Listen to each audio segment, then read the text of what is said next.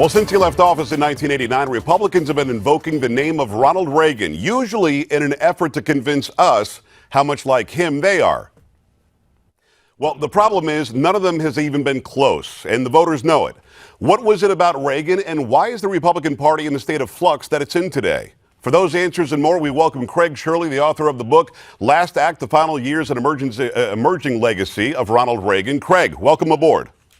Hello, Joe. How are you? I'm doing very well. It's a very interesting book, and I want to get into that in earnest in a moment. But I've got to start with you. You know, you and I talked off the air a minute ago, and I've got to know, I mean, between you and me, we won't tell anybody, but Reince Priebus, what's the story? Why is this guy the chief of the RNC? I got to tell you, with the debacle with CNBC in that debate, I mean, let's go back to 2008 with the debacle with John McCain. I'm not sure I get why this guy is still trusted to run the Republican National Committee when, in essence, I see him as a failure. What do you think? Well, you know, Joe, that's an excellent point. In the old days, the candidates negotiated between themselves.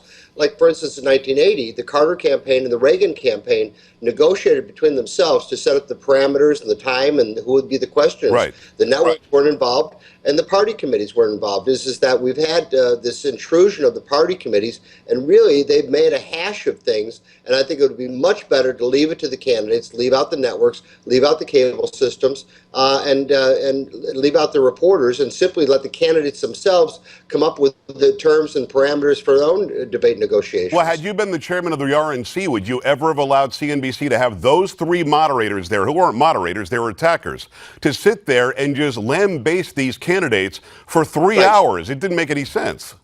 This is the conflict that Reince Priebus finds himself in. He's a member of the establishment, the insider Washington, New York political establishment. Right. He wants to placate the insider political establishment. So that means he's going to listen more to the powers that be on CNBC and the guests and hosts of CNBC more than the candidates, because ultimately culture trumps ideology, and he's more a member of their culture than he is of the conservative ideology. And I can even see walking away and saying, all right, he's kind of a doofus when it comes to setting up who the moderators are going to be on these networks. But when you start losing rock-ribbed Republicans like Franklin Graham, he's not going to be a Republican anymore. Now he's an independent. There's some sort of a failure on the top, no?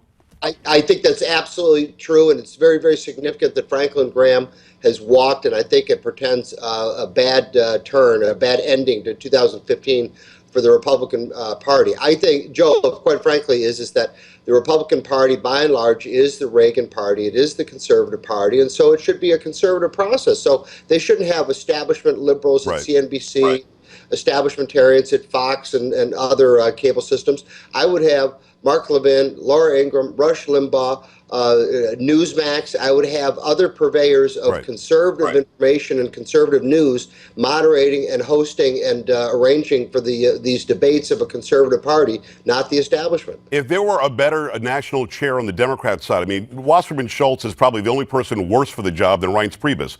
If there were a stronger person on the Dem side, would this guy be long gone? I don't know. Is that I think she's very ineffectual, quite frankly. I agree. But I mean, she's worse than he is, so that's why he keeps his job, is what I'm saying. Well, I guess maybe he looks good by comparison. Yeah, but it's a pretty low bar.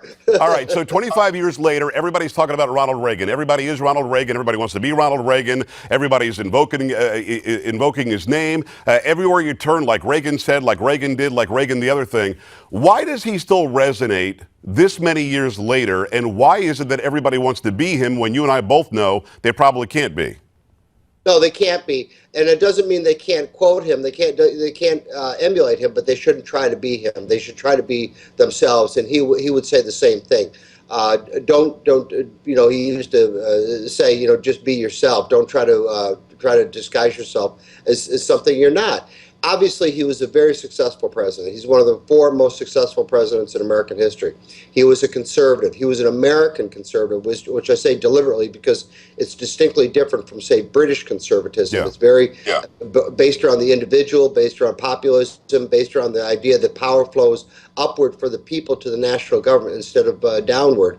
He rejected high Toryism. He rejected neoconservatism. He would not have been comfortable, you know, invading Iraq or a lot of other the neocon things that George Bush and Karl Rove brought to the Republican Party. But I suppose, in a way, is that it speaks well of Reagan that he's being invoked so many years later, but it also speaks poorly of the state of the Republican Party in that we've had two failed presidencies since his time. It's last act, the final years, an emerging legacy, he said, of Ronald Reagan. Craig Shirley. Craig, I appreciate it. I've got like less than 30 seconds. This Obama presidency, I say, is Jimmy Carter Part 2. Does one of these Republicans who's on the stump right now have the ability to invoke enough of Reagan that they can say we need to fix what Jimmy Carter Part 2 Obama did?